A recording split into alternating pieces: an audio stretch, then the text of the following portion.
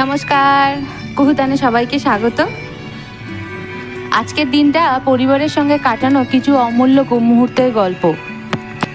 ব্যস্ত জীবনে এমন কিছু কিছু দিন থাকে না, যে আমরা একসঙ্গে বসে সময় কাটাই, হাসি, গল্প করি, খাই, আনন্দ করি, আর একটু জীবনে আরেকটু অক্সিজেনের যোগান দিই।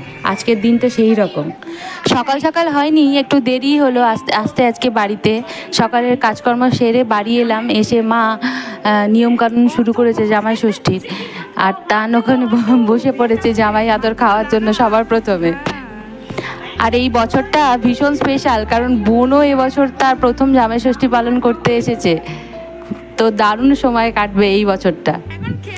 মা এখানে বসে বসে ফল কাটছে সাজিয়ে দেবে বলে, আর তার ওখানে বসে বসে একটা করে ফল খেয়ে যাচ্ছে। বোন আগেই চলে এসছে, কিরকম গিন্নির মতো দাঁড়িয়ে আছে দেখুন। জামাই বসে পড়েছে জামাই ষষ্ঠী পালনের জন্য। তান কাঁঠাল ছাড়াতে পারছে না, তাই জন্য ওর বাবা ওকে দেখিয়ে দিচ্ছে কাঁঠালের কোনটা খাবি কোনটা খাবি না, এইসব চলছে সারাক্ষণ ধরে।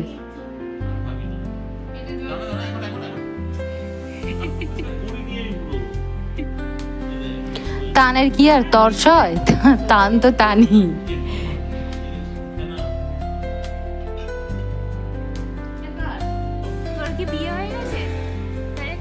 দেখুন কিরকম জামাইয়ের মতো বসেছে জামাই ষষ্ঠীর ফলাহার, চিড়ে মুরকি মাখা এসব খেতে।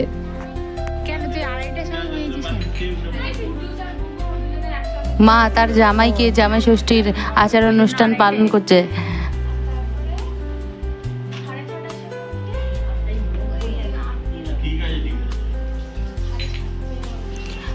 বোন অনেক আগেই চলে এসেছে, তাই জন্য ওর রিচুয়ালসগুলো আগেই হয়ে গেছে। এখন বড় জামাইয়ের পালা। আমার যখন 1 বছর বয়স, আমার দিদা তখন মারা যায়। তখন থেকে আমার মামার বাড়িতে জামাই ষষ্ঠী পালন হতো না, তাই জন্য আমার মা খুব মানে নিষ্ঠার সঙ্গে সব কিছু আয়োজন করে এই জামাই ষষ্ঠীর আচার নিয়মকানুনগুলো করে।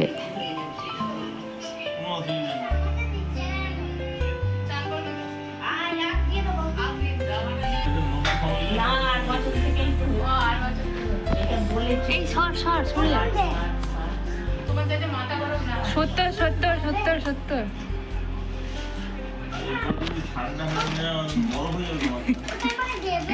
না টান আর টানের দুষ্টুমি। আর মামার বাড়ি গিয়ে তো বাঁধা গরু ছাড়া পেয়েছে, যা ইচ্ছা তাই করে যাচ্ছে। জানে এখানে দিদা দাদাই আছে, আমাকে কেউ কিছু বলতে পারবে না, মা বকতে পারবে না। ওর দুষ্টুমি ননস্টপ চলে যাচ্ছে। ওকে ষাট ষাট করছে, আর ওই লজ্জা পেয়েছে কিরকম।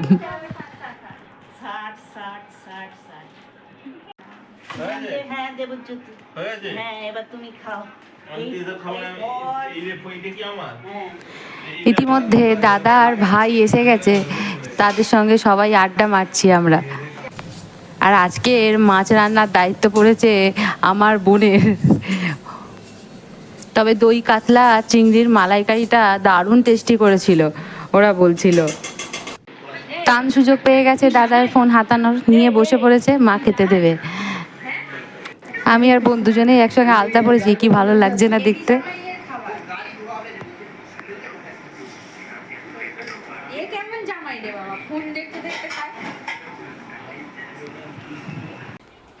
আজকের আসল নায়করা বসে পড়েছে খাবার খেতে।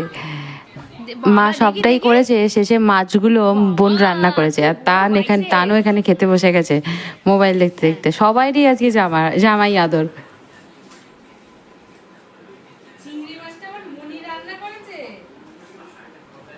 কেমন কেমন ভালো টেস্টি। দিনটা কিন্তু এখানেই শেষ নয়। আমরা সন্ধ্যাবেলা চলে গেছিলাম জেঠুর বাড়ি, ওখানে আজকে ওর বাবার কেক কাটা হবে বার্থডে উপলক্ষে, আর সঙ্গে আড্ডা চলছে। ওখানে দাদাই বড়দাদাই আর বড়দিদুনের কাছে আদর খাচ্ছে। এই হলো সেই কেক, ওর বাবার জন্মদিন উপলক্ষে শালারা সব নিয়ে এসছে।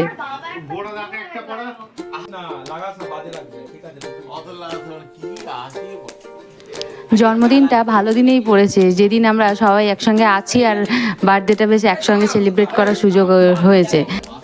কেক কাটার আগেই তান খাবলা মেরে ওখান থেকে তুলে চকলেট খাওয়া শুরু করে দিয়েছে।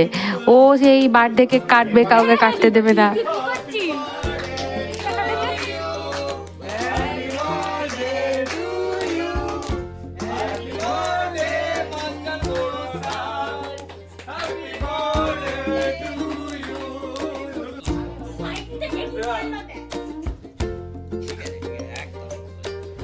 আমাদের একটু একসঙ্গে থাকার সুযোগ পেলেই হলো। এই ছোট ছোট মুহূর্তগুলো আমাদের যেন জীবনের একটা জীবনী শক্তি দেয়, যেটা আমাদের পরে মানে আরও কিছুদিন একটু আনন্দে থাকতে সাহায্য করে।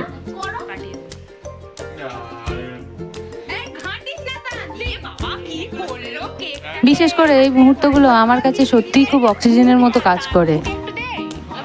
কেক কাটা হয়ে গেছে, এখানে জামাই আর বড় শালা দুজনে মিলে চিকেন রান্না করছে। আজকে রাত্রিরে ডিনারে রুমালি রুটি আর চিকেন কষা হবে।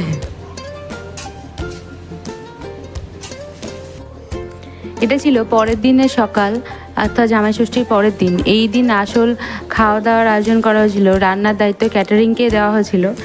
সবাই মিলে একটু একসঙ্গে খাওয়া দাওয়া করে একটু সময়, এখানে জেঠু, কাকা, বাপি আর বুবু একসঙ্গে খেতে বসেছে, আর মা জেঠিমা খেতে দিচ্ছে। আজ মেনুতে ছিল বাসন্তী পোলাও, ফিশ ফ্রাই, ভেটকি মাছের পাতুরি, খাসির মাংসের কষা, আমের চাটনি আর পান্তুয়া। এখানে এই বিজ্ঞ বসেছেন কালকে আমার বোনের রান্নার রিভিউ দিতে। ও রান্নাটা ঠিক কীরকম করেছে সেই আবভাব নিয়ে বলতে শুরু করেছে। ভাই